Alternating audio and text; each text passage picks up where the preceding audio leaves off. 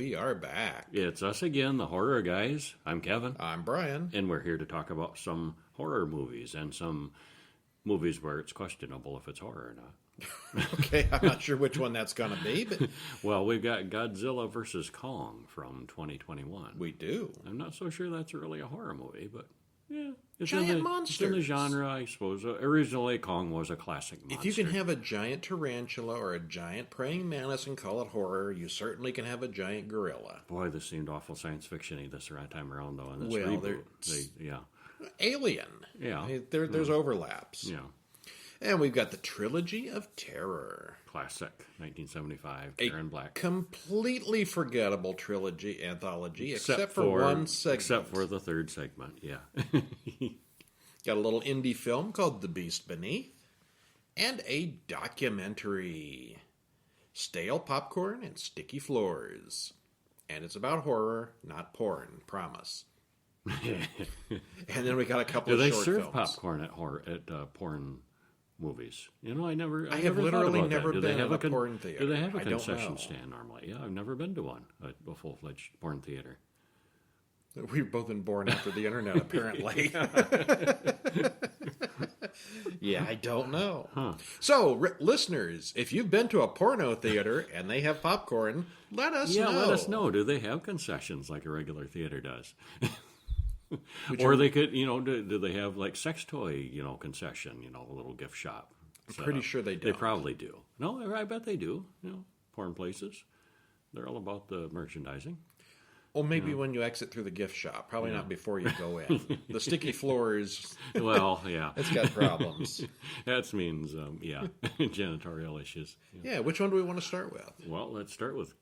The big one? Yeah. Godzilla vs. Kong, 2021.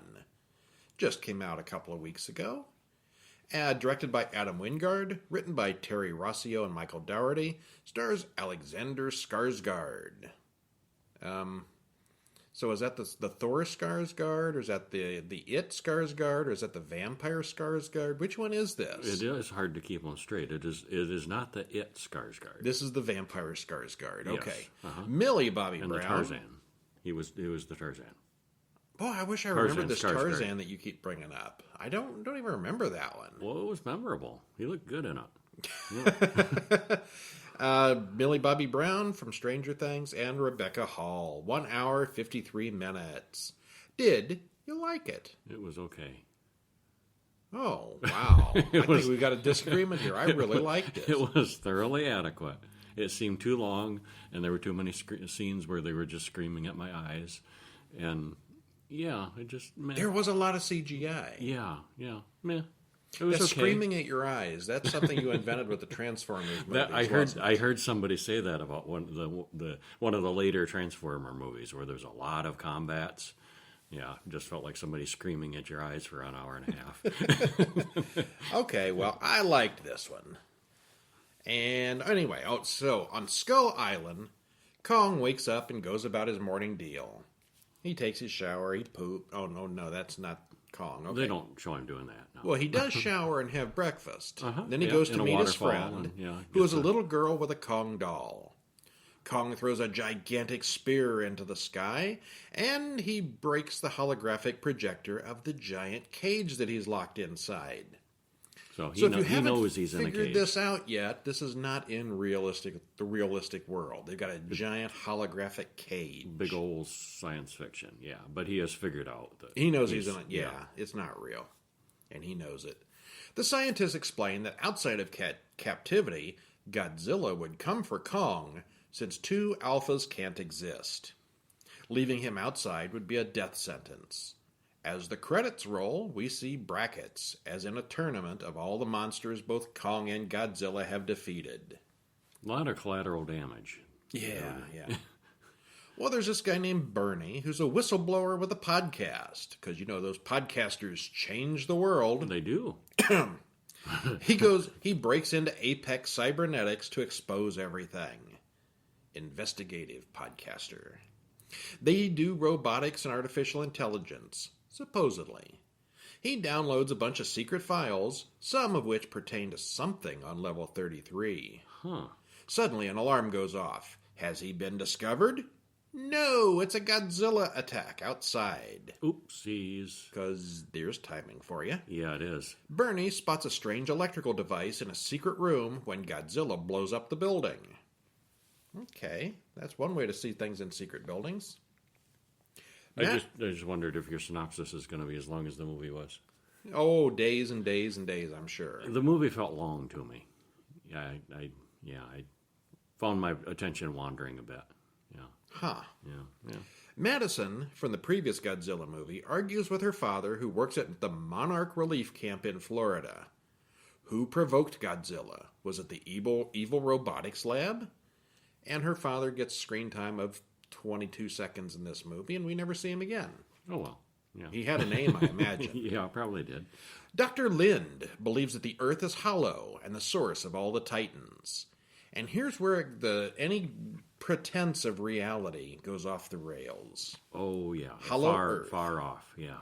Simmons. Bad science and science fiction combined. Simmons, the head of Apex, comes to him and wants him to find the energy source that powers the center of the Earth and the secret core. It's a habitable environment down there, he explains. Lind lost his brother down there the previous year. Apex has designed a hollow Earth aerial vehicle, or HEAVE for short. Lind agrees to go find the power source. I have an idea, but it's crazy, he explains. Crazy ideas make for crazy movies. It just might work. Yeah. Well. Dr. Eileen Andrews is called the Kong Whisperer, and her deaf daughter is the little girl who befriended Kong. Lind and Andrews want to send Kong back to the center of the Earth so Godzilla doesn't kill him. They drug Kong and put him on a ship back to Antarctica to release Kong into the opening to the hollow Earth that is there. It's complicated. So I guess there's an opening in Antarctica that they know about, and there must have been one to Skull Island, for them all to get there. Right. I don't know why they didn't go to Skull Island. It would have been warmer. Tropical, yeah. Yeah. Well, anyway, Maya Simmons, the daughter of the boss, is put in charge of the mission. And you get some overtones there that she's a little bit on the evil side, but she dies before anything even happens. I read that they had some extra scenes for her that got cut. Her full evilness does not reach its potential. No. Yeah, the flower of evil did not bloom. No. But anyway, they're carefully avoiding Godzilla's known territories on their ship. Kong throws a tantrum, but the little girl, Gia, calms him down. Yes, we find out that Kong knows sign language, like all gorillas. Well, he picked it up. Yeah. Yeah. He's a smart monkey. Madison and her quirky but still randomly annoying Aussie friend hop in his geeky antenna-covered storm tracker van to go and help Godzilla. They bribe a guy at the dollar store's bleach aisle to spill the beans on Bernie's identity. Bernie talks about suspicious tech that he saw. Wow, that was about 20 minutes of comic relief stupidity we didn't need. Yep. Gia senses Godzilla's approach through vibrations in the ship's hull. Because, something swimming in the ocean miles away that you can't see is going to make vibrations in the ship's hull. She's very sensitive. Yeah. Okay. Shortly after, Kong senses him too. The ships and fighter planes attack, but you know how that goes already. Godzilla then capsizes the entire ship, and they finally release Kong to defend himself. The two Titans fight, with nothing to stand on but the warships. Remember Pitfall, the old Atari game where you get to jump across the heads of crocodiles? Yeah, I do. Same deal. Kind of like that, only bigger. Yeah, the most unbelievable thing about the fight is the size and toughness of those ships. Why don't they have footprints in them? The two Titans fight to a draw. Meanwhile, Bernie, Maddie, and the weird friend sneak into Apex, which suddenly has no security at all. The strange They're tech all watching the fight. Okay. The strange tech thing is no longer there. They go... No, the fight's in the South Pacific somewhere. Yeah, they're watching it on satellite television. Okay, yeah, all right. Uh-huh. The strange tech thing that Bernie's looking for is no longer there. They go to level 33, where they find skull crawler eggs. The pod thing they're in then goes to Hong Kong in the biggest, fastest, most secret subway ever. They were on the east coast of the United States, weren't they? And they take a subway to Hong Kong. All the way to Hong Kong. And it doesn't take hours and hours and hours, and nobody knows they did it, so they weren't missing the car either. I sigh at things like this in this movie. That is so incredible. First of all, you couldn't do it. Tunneling through like that? Second of all, if you could do it, there'd be multiple cars going through all the time.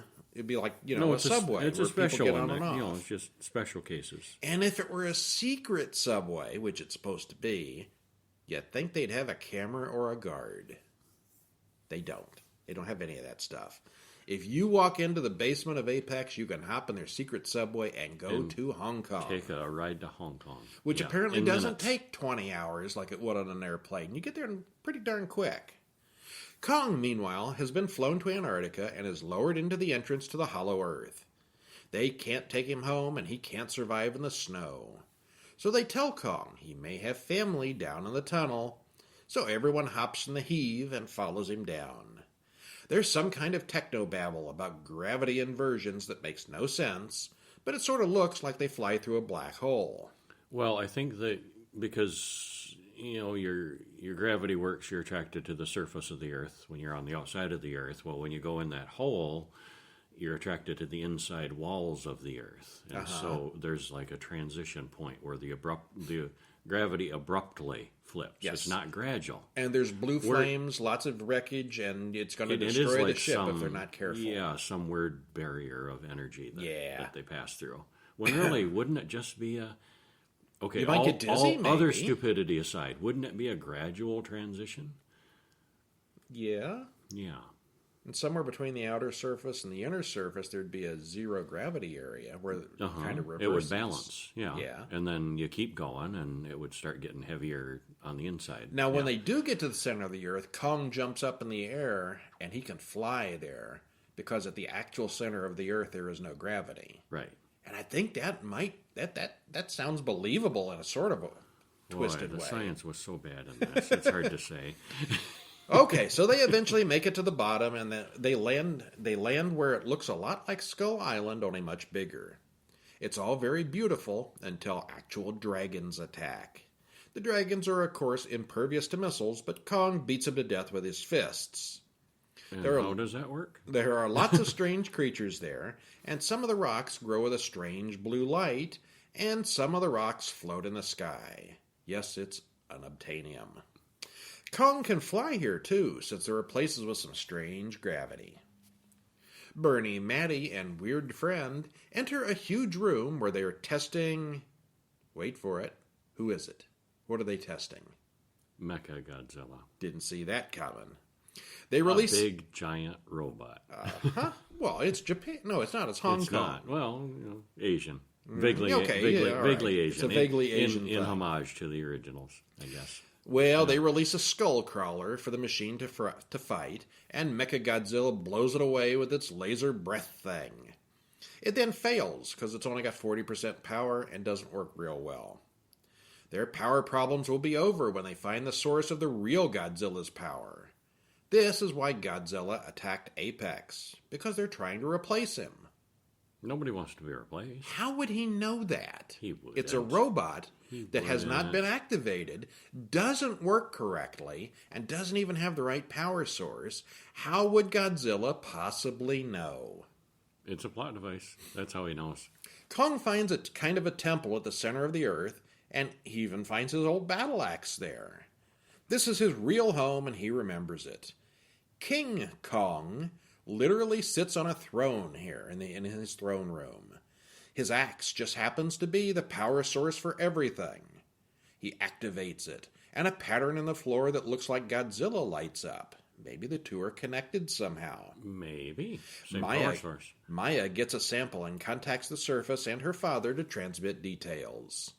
Meanwhile, Maddie and the others find the skull of Ghidorah, Monster Zero from the previous film, and they're getting ready to do something with its DNA to make a supercomputer from it and control the Mechagodzilla. What could go wrong? Yeah. Giving a giant monster a giant body? Monster's brain. Yeah.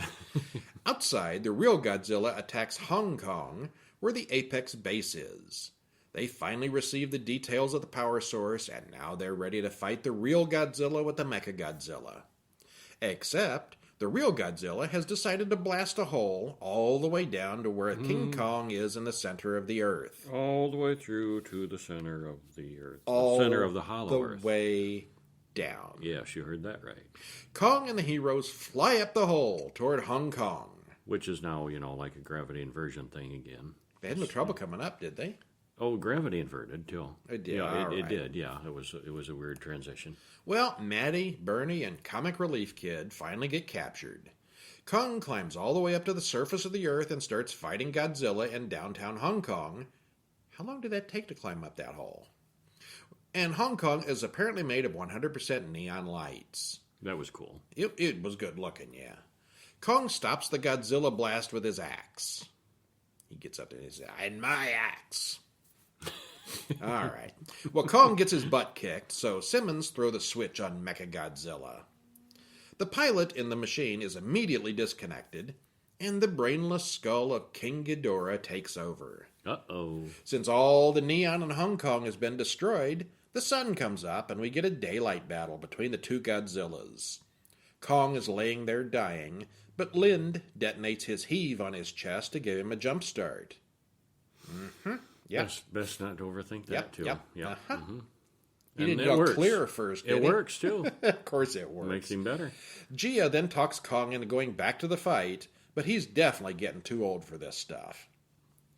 Massey's comic relief friend tries to hack into the computer /Ghidorah/Mechagodzilla hybrid. Godzilla and Kong have to team up to beat the Mechagodzilla. Godzilla shoots and charges up Kong's axe, allowing Kong to pulverize the machine, so that at the end they end up working together. Afterwards, Godzilla goes back to the ocean, and Kong and the scientists go back to the center of the Earth. The end. They decide to share the planet. Yeah, well, Two alphas this can time. coexist. It's like next time I kick your butt. Yeah. Yeah, you're gonna try. You and what army? Well, 3/4 of Hong Kong is blasted to ruin with 3 giant monsters doing battle, and we do not see a single human die on screen. There were vague distance killings. Like you'd Well, see, I mean, obviously you'd see people teeny died. tiny little people running, down the street as a building fell on them. All right. But yeah, there was no gore. There's no Not body really. count that you can really no tell blood. here. No, yeah, Masses of people are killed in wide swaths of anonymity. yeah. Well, this film may have literally the worst science of any film I have ever seen. It's right up there. It's not a fantasy world like Lord of the Rings or something. This is supposed to be the real world, only with monsters. It's a fun action film, but don't even try to think about any of it. Some of the technology here would put Star Wars tech to shame. With technology like this, they can't defend against a giant lizard? Nope. Really? Nope. They can make a dome to keep King Kong happy. They can't do anything about a giant lizard. I guess not. The further the film gets, the more sci-fi fantasy it gets, to the point of ridiculousness. That said, it looks really good, and it never gets boring. Suspension of belief is a real issue here, and we both said, no way, and seriously? And laughed at the stupidity of it a couple of times during the story. Yes. At some point, you just have to give up thinking and go with it. And this is the dumbest movie that still managed to be really entertaining that I can remember. I give it an 8 or a 9. 5. Yeah. Meh. Thoroughly meh on it. Did not care for that Didn't one. hate it. No, I give it a 5. But meh. All right. 1 for me. 0 for Kevin so far. Yeah. So we move to our next film, The Beast Beneath, from 2020. This was an indie film that Uh-huh. I believe somebody sent this one to us. Sure, yeah. Yeah. As a Written and directed by... complimentary DVD to review, A screener which was very copy, nice yeah. of them. Yeah, a screener. Yeah. And, of course, if you are a filmmaker, we would love to see your stuff. Yeah. Anyway, this one was written and directed by Dustin Ferguson, stars Brink Stevens, Mel Novak, and Sean C. Phillips. Runtime 60 minutes, so it's not a long one. Needed more Mel. Every movie needs more Mel. These movies do, yeah. You're such a fan of Mel Novak. There's older movies where he's all, the movie is all Mel. He's actually in them, Yeah, yes. yeah. These ones with little bits, just fail to satisfy. I always say, more Mel. He must charge by the minute. I don't know how that works now. With a cap of 5 minutes or maybe something. he's just happy to work and shows up for independent filmmakers. I don't know. I can only speculate. Yeah.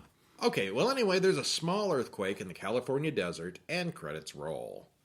The next morning, the damage isn't so bad. We get some interesting shots of life in the desert as a girl goes for a walk outside.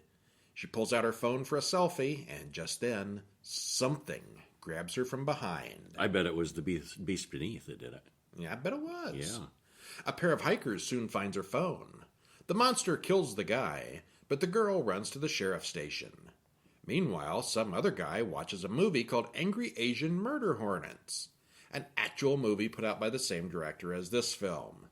Hey, is that meta or is that advertising? Yes. Yes. The guy gets up from the movie to look for his dog Norman and ends up walking down that same path. He's the next victim of the creature. Aaron and Cheryl, the couple who lived near the earthquake, go for a walk and the police have the quake area marked off. The sheriff calls the mayor to get permission to close the park where the blood was found, because they still haven't found a body, and the mayor says no, leave it open. Just like the Jaws. Just like the Jaws Yeah. guy. No, we need the tourism. Yeah. So another guy... and he's up for re-election, too. Oh, they always are. He mentions that, yeah. So some Mel, other Mel guy... is the mayor. Yeah, Yes, he is. Another guy works at a tanning salon, gets off work and goes out to the park to sell some weed. The monster kills him as well. Two more guys... This is just not a safe area to be. Two more guys get eaten that night. The mayor fires the sheriff, and Aaron, the guy who lives near the earthquake, decides to go out and get a blood sample from the monster. 'Cause that sounds safe. He does manage to find some blood in the dirt. All right. So, meanwhile, a couple of tough guys go out looking for whatever got their daughter out on the trail. Cheryl and Jennifer watch an old Boris Karloff film on TV and argue about their Halloween costumes until Jennifer goes out to do a live feed from the monster kill site. Will the town be safe? Will the monster kill everyone? Will the scientist be able to analyze the blood sample? Will the mayor get reelected? Better watch to find out. Yeah. Overall, I give this a thumbs up. It's an indie film. Yeah. But I certainly liked it more than disliked it. And, yeah. Oh, yeah. Yeah, thumbs up on it. Okay. So I immediately spotted some of the same locations and sets used in Moon of the Blood Beast from 2019. Did you notice it? I did not, no. That was the same producer and director. Dustin Ferguson also directed that one, along with Angry Asian Hornets, which we have not seen. I have never seen that one. He makes good use of limited locations and somewhat more limited actors. You'll notice that I kept using the phrase some guy and that girl in the synopsis above with various victims. None of the victim characters have names for the most part, at least not mentioned in the story. That was hard to tell which character was which. Yeah. Yeah, with the names, yeah. If you look on IMDb, all the actors, they all have character names. It pairs them up, yeah, and they got who's pictures. Who, you can't really tell. Just by watching you can't. And they are monster fodder, but a little bit of characterization might make their deaths a little more interesting. A guy walks down a path and gets eaten. Starts to get a little monotonous after a bit. But fortunately, the characters are all visually distinctive, and it's obviously not all the same. Back when we did the Moon of the Blood Beast, I complained about the very abrupt ending. Mm-hmm. If I remember right, the sheriff... What happened in that one?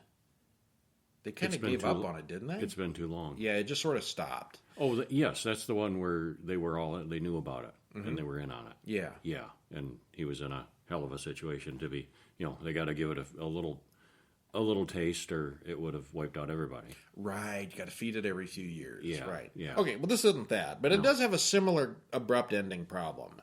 The ending takes place more or less off screen and has no build up. It's like they said, we've got our hour in, let's wrap it up. It did have a little bit of that feel at the end. Yeah. We're done. Yeah. We can't afford a conclusion. For obvious reasons, they couldn't film a big battle scene, but at least a little build-up or something toward the final resolution would have been nice. Yeah. Still, it is better than the Blood Beast film, and I have to admit, it's not boring. All right, so yeah, thumbs up from both of us. Yeah, if you like the check it out. low-budget Yeah. indie films, it's a good one. Yep, should be available out there, and check it out. Probably ought to pick up Angry Murder Hornets and We should, Moon to of the complete Blood the Beast set. also. Yeah. Alrighty. So, short films. We saw 2 this week. Well, are these both part of the Horror Hound? They are still for Okay, Horror Hound. yep. Yeah, we're going to be going through those for a while, I think. Yeah, there were a lot of shorts in that. Yeah. This one is from 2021. It's called Isolate. And there is a link in the show notes if you want to take a look at this one. And this was very timely and relevant. Written and directed by J.C. McNaughton. Stars Camila Guerrero. Runtime 10 minutes. And like I said, there is a link in our show notes to take a look at this one. So a young woman is just getting over COVID. Modern day. Yep. But she's still isolated at home. She turns off the computer and checks the alarm. She thought she'd already set it, but it's off now. She looks at her security camera, and there was someone creepy outside just a few minutes ago. She sees, they came inside. Where does it go? You're going to have to watch it and find out. It goes scary places. Yeah, it does. Yeah, that was a fine piece of work, I thought. Yeah, so in reality, with COVID isolation, who knows if you're really home or not? Mm-hmm. If Your next door neighbor hasn't anybody been seen checking up on outside you? in a week. Does that mean something? Probably not. Yeah, and how do you know? How does anybody know that's really you on Facebook and texting from your phone? If it's text only. Unless they come to your door, how do they know? How do they know? Well, our next short film is The Unwanted Guest, also from 2021, written and directed by Max Wilcox, stars as a clerk, 14 minutes long. And in this one, I wouldn't want to work in this place, I don't think. No, I don't think so. A woman carries a moving box into an office building. She takes the creepy elevator upstairs and hears some glass break downstairs. Could someone be following her? She hears another noise and wanders the floor of this warehouse-looking place looking for any possible intruders. And our theory was that she's like an eBay seller, sort of thing. Some kind of online seller, and this is her store. Row after row of thrift store-looking material, or antiques, possibly. Yeah, antiques, collectibles. Some kind of online seller, I guess. I think this was her workspace for that, I think. Be a neat place to go and shop. But it never comes around. But nice use of, just a mundane space. And to use that to generate such fear in this. Yeah, it's obviously a real workplace of some really kind. well done, yeah. Yeah, things start moving on their own, and the lights go out. And no, she's definitely not alone. It's a well-lit workspace, and still managed to be very creepy with her being there all by herself. Maybe. The gore at the end really didn't seem all that necessary, but it was weird and well done. Yep, it was. She was a good actress. Yeah, thumbs up on that one. Yeah. Cool poster, too. Did you notice the heart poster? looking thing? Yeah, it's like a heart made of dripping blood. Yeah, it is kind of neat. Nice artwork. All right, speaking of hearts. Trilogy of Terror. Trilogy of Terror. 1975. Like those old-time anthologies. Showcasing Karen Black in this one. It was. She plays the lead role in all of three them. Yeah. Directed by Dan Curtis, the guy who did Dark Shadows and a bunch of other things in the early 70s. Written by William Nolan and Richard Matheson. And Matheson has done all kinds of horror. Stars Karen Black, Robert Burton, John Carlin, Karen Black, and Karen Black. Runtime, 1 hour, 12 minutes. 3 stories, and she manages to play 4 roles. That's good. All right, so it is an anthology with, believe it or not, with a trilogy of terror. There are 3 of them. Yep.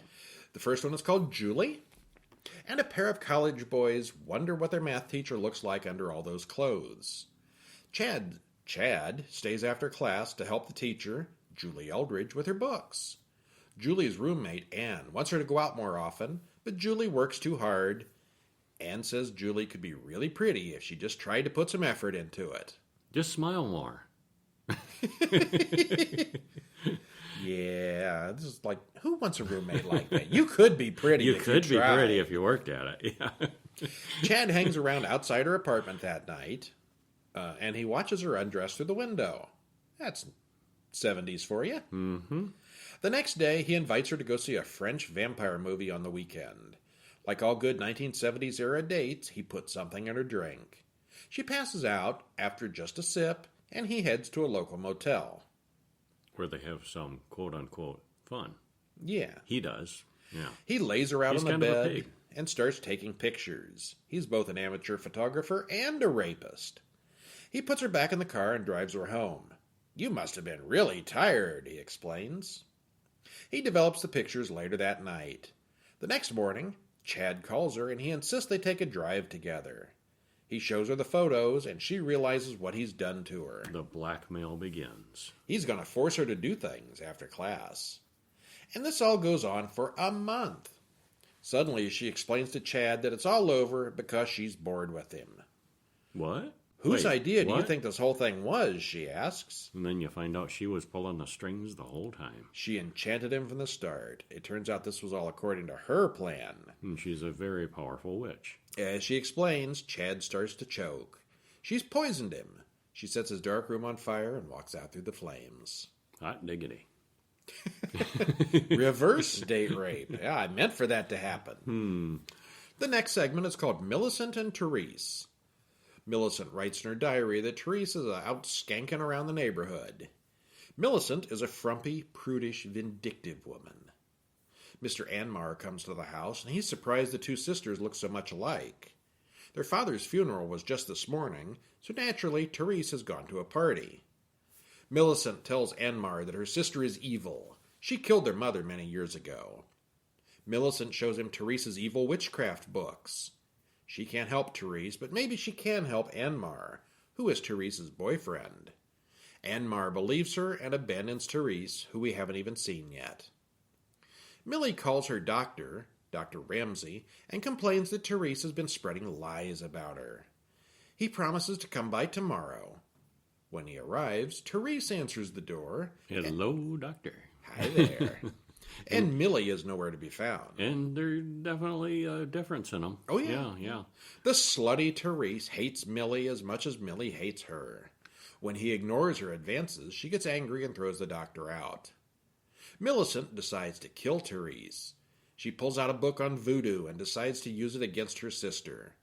She calls the doctor and explains that she doesn't need his help anymore.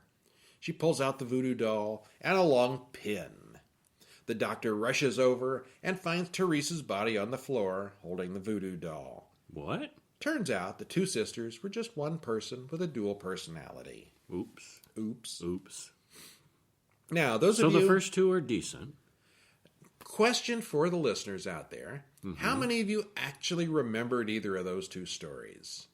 Did you remember these stories? Did you see these and remember I've seen this before? No, not really. Neither did I. It's that third one. They were literally forgettable and forgottable in this case. The third one, though, everybody remembers. Amelia is the name of the story. Amelia heads home to her high-rise apartment, and she's carrying an old box. She unties the string holding the box shut, and inside is a little wooden Zuni fetish doll called He Who Kills. She's bought the doll as a gift for her boyfriend. He's an anthropologist. She calls her mother and has a conversation with that naggy old woman. It's the little doll has a gold chain around his neck that is said to keep the Zuni hunter's spirit contained. She puts down the doll and the chain falls off. Whoops. What could go wrong? What could go wrong? Well... First, she can't find the doll. Then she starts hearing the pitter-patter of little feet. Then the doll attacks her and chases her all over the house. That's what could go wrong. That is what could go wrong. The two do battle for a very long time. Finally, she throws it in the oven and destroys it. That's got to be the end, right?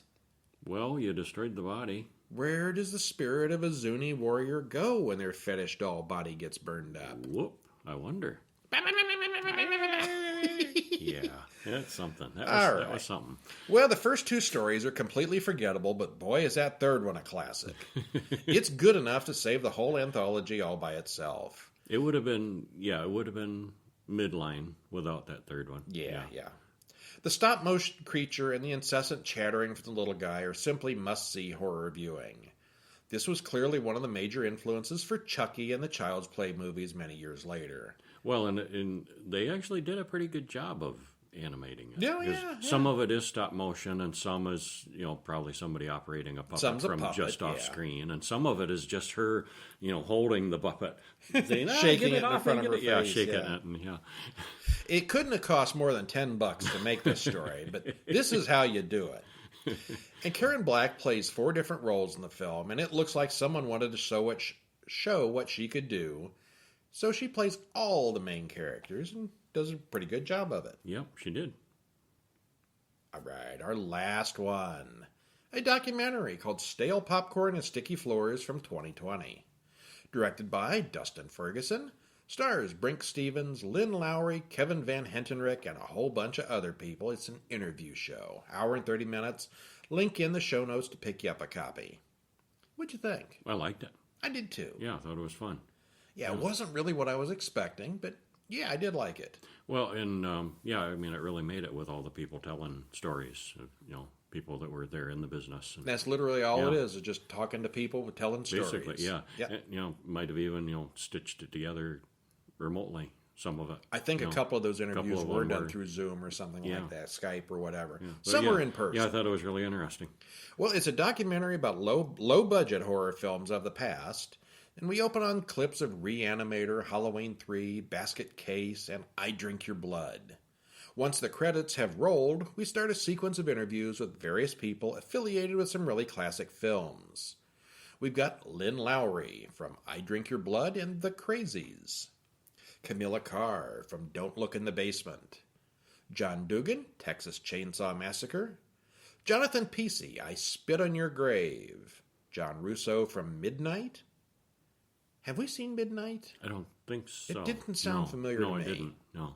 So a couple of them didn't. Yeah, okay. Kevin Van Hentenryck from Basket Case. You hadn't seen Basket Case, have you? Yeah. Oh, I okay, have. all right. Uh-huh. Oh, yeah, I saw it. We got to do I saw that it way one. back. I want to and see saw that it- again and I saw someday. it more recently, too. Yeah. Brink Stevens from the Slumber Party Massacre, John Nolan from Halloween 3 Season of the Witch and Reanimator, Craig Muckler from Microwave Massacre. Didn't see that Didn't one. see that one. Mel Novak, Force of Darkness, Maureen Lynn Fields from Hellhole. That's the prison one, right? I think so. Yeah, okay, I did see that. Craig Reed from A Reanimator, Frank Farrell from Spookies and Street Trash. And he had a really long interview talking about what went wrong with the movie Spookies. We have not seen the Spookies, but I want to see it after hearing that maybe interview. we want to see it, yeah. Carl Crew from Blood Diner was also there.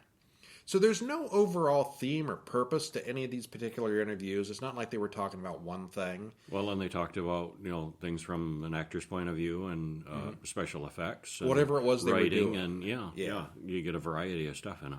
Yeah, it's just like they asked each person what they remember or liked about their films and let the guest go on. For the most part, everyone has a really good story, and it's a lot of fun. If you're familiar with a lot of these films, and the stories these folks tell are fun, nostalgic, and a little educational. If you're not familiar with their specific films, then it's still kind of fun to hear what it was like working on some of these low-budget films. And it might make you want to go see some of them. Both the successful ones and the disasters. The one I want to see most sounded like it was a real disaster. Some of the people I recognize, but a lot of them are behind-the-scenes people that I didn't know. Still, in every case, you can figure out what their role in the film was and what they did. Even with the few films I haven't seen, the interviews were entertaining and fun. Definitely a good collection of interviews. Yeah, give that a thumbs up for sure. Absolutely. All right. And hey, after you're done with those interviews, you should read a book. A book or two or three. Oh, we got all kinds of books. Go to horrorguys.com/books and pick up the ones we've told you about before, Shock Theater, Son of Shock, and Hammer horror films. You know what? I wrote those. Mm-hmm. Be nice. You know what would be nice is if you wrote a book. I did write a book. Oh, what's it called? Strange Shorts. Oh, what is Strange Shorts. You're wearing strange shorts. Okay. It's a sextet of strange stagings. 6 surprising scripts. Easy for you to say. Say it 6 times fast So now. it's all about sex? No. It's a collection of short scripts, stage scripts. Oh, because you're a play guy in Because your background. I'm a play guy in the past, and I wrote some, and I was in some, and yeah. And this is a collection of ones that I wrote, and some have been staged in the book. Some were staged in Chicago, some were staged in Lansing, Michigan, And, yeah. Cool. And some of them not scary, but some of them are. A couple of them are, kind of creepy, kind of science fiction-y. Yeah. So a sextet of strange stagings, 6 surprising scripts by Kevin L. Knights. There is a link in the show notes to take you right to Amazon, but you can probably get it wherever books are usually sold. Wherever fine books are sold, Yeah. All right, well, that is our show for next week. Get ready for next week where we'll be watching some more classics. We're going to begin with the 2020 film, The Stylist, and the 2020 film, Sacrilege, both from last year. And we're going to do 6 great short films next time. It sounds like a horror hound kind of week. Yeah. Still Get these out of there. Still catching up on that festival. That was a lot of material. Yeah, it was. Well, I'm Brian. I'm Kevin. We'll see you when? Next time. You bet. See ya.